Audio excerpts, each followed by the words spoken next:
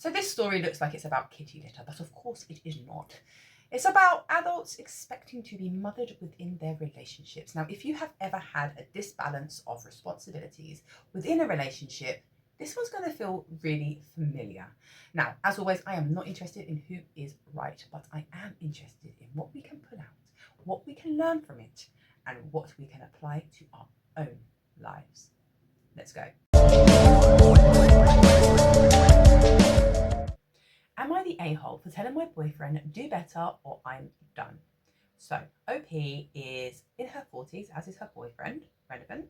They have moved in together about 3.5 months ago and they have 3 cats. Now she has found that she is left with pretty much all the responsibility of caring for them, feeding them, maybe bar like 4 times in that whole time he has fed them. She has to clean up after them, and quite often one of his cats, because 2 of them were his and 1 of them were hers, but you know, that might not even be relevant because they're all living together. Anyway, one of the cats keeps peeing on the bed and he just basically never does it. She's always the one who has to change it. And any kind of responsibilities that she's giving to him, he will always say, I'll do it later, and he never does it. So she gets quite annoyed by this and she confronts him. She's basically like, look, you need to pick up slack or I don't want to live with you. I don't want to be with you anymore. And he gets quite cold, upset and annoyed at her. And then the real kicker is, at the end of the story, it says that she is disabled and she uses a walker to help her get around.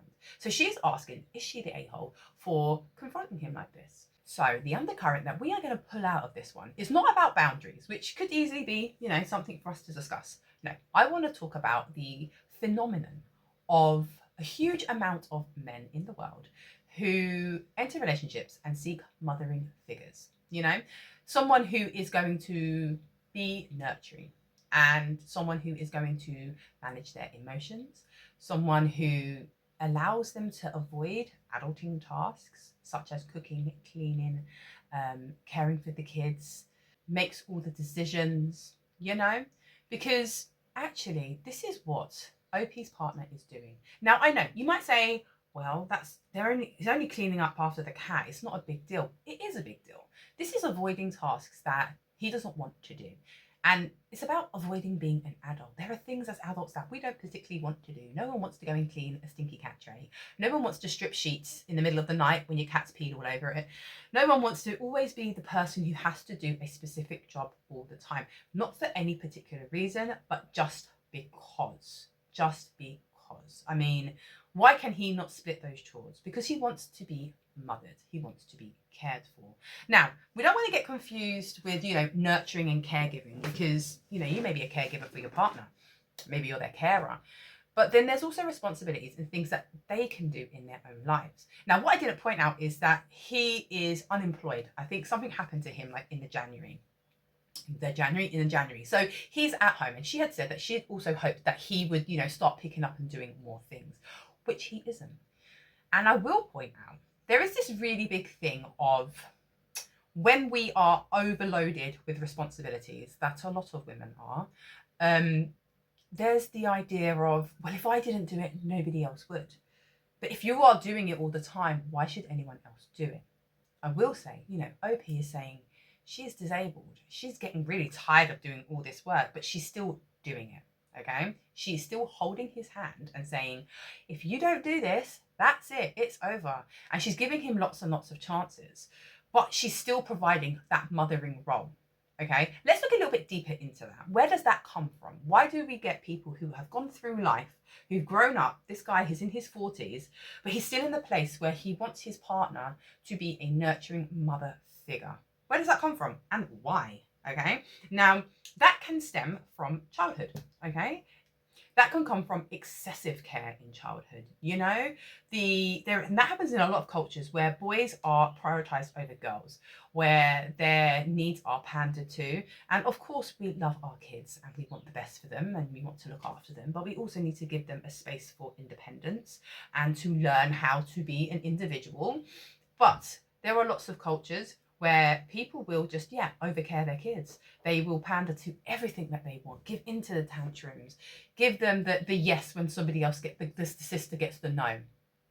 But that can also happen on the other scale, where someone has had a neglectful childhood, where they haven't had any care, so they grow up searching for that commitment, searching for that mothering role. And that's what they want. They want someone to care and fill that gap of, lack of parenting from when they were a child. And I think it's really important to point out, unhealed children don't want partners, they want parents. Now let that one sit. Let that one sit, because that is not just specific to men. I mean, I know that's what we're talking about now. And it's something that's actually really, really common.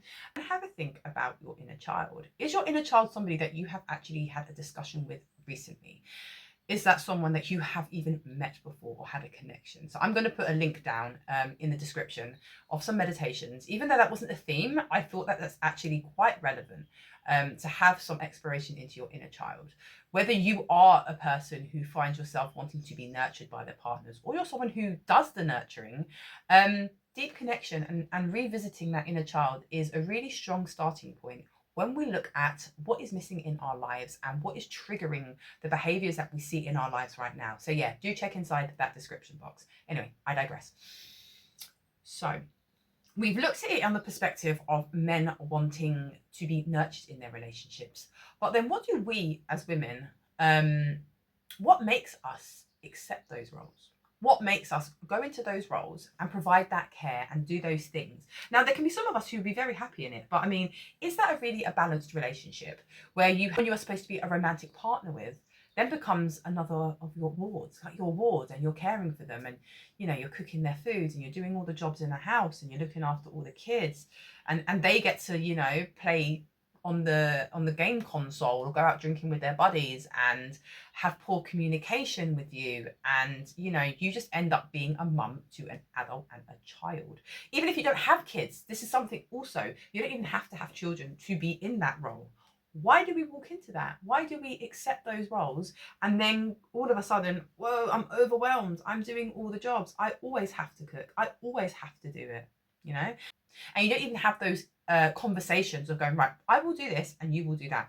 It's just something that you slip into, and then it's an expectation, and then it becomes a burden, right? And then it's becoming to like drag you down, and then you get to OP's place, which is like, hang on a minute, this isn't quite right. I need to leave. I'm drowning in this situation. And even though, yes, it's just the cats I think is quite symbolic, because caring for others, caring for animals is a big responsibility. And I know a lot of us have cats and dogs and pets and whatever, but when we've got a whole other life going on, and then we've got to care for others as well as an adult on top of that, it's too much. So why do women slip into this role? So I wouldn't necessarily say easily, but so often, because it's very, very common, isn't it? We are socially conditioned as women to slip into the role of caregivers. That's what society tells us that we should do. I mean, girls' toys are based around dollies and babies and Barbies who are stick things. So not only are we told what we should be doing, what we should be looking like. And I know there's a lot of Barbie dolls and those kind of dolls that are now very reflective of society. But the whole point is that we are given images of what we should be doing. Take care of this dolly. It's a baby. Women are better at caregiving. So therefore we slip into those roles. And I mean, you might genuinely enjoy it. I mean, that's another reason why we fall into these roles, because you may genuinely enjoy caring for people.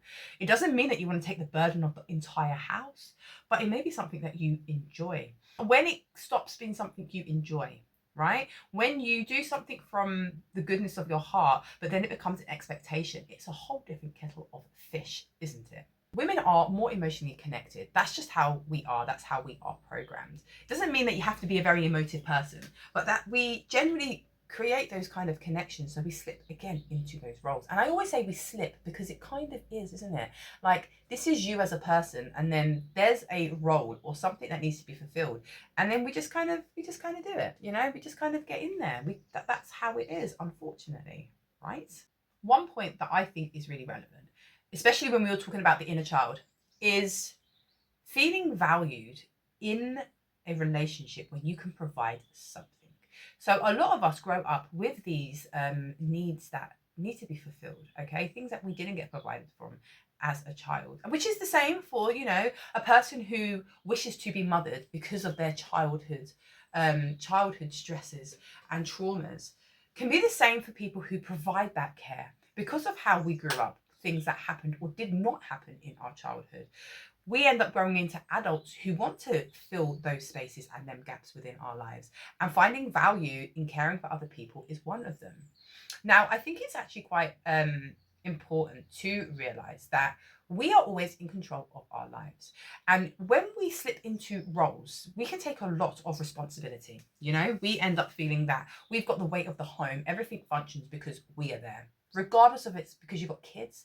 If you're like OP and you have pets, there's all these things that we kind of attach to ourselves. You can imagine like having all these bonds of things that are stuck to us, so that when we want to step back from them, they kind of like tug, right? And it seems so final when you have to snip them off to free yourself from that, if you're ever going to exit that relationship. That's kind of the thing that keeps a lot of us in places that we don't want to be, in places that we are not welcome.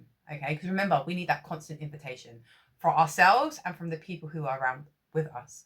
Now, if you're gonna say to your partner, hey, I'm overwhelmed and I want you to start taking responsibility, and then they respond with emotional immaturity, because they are then being cold with you, they are not listening to you, they're giving you the silent treatment, any of those things, I think that is a very, very clear answer, a very, very clear sign.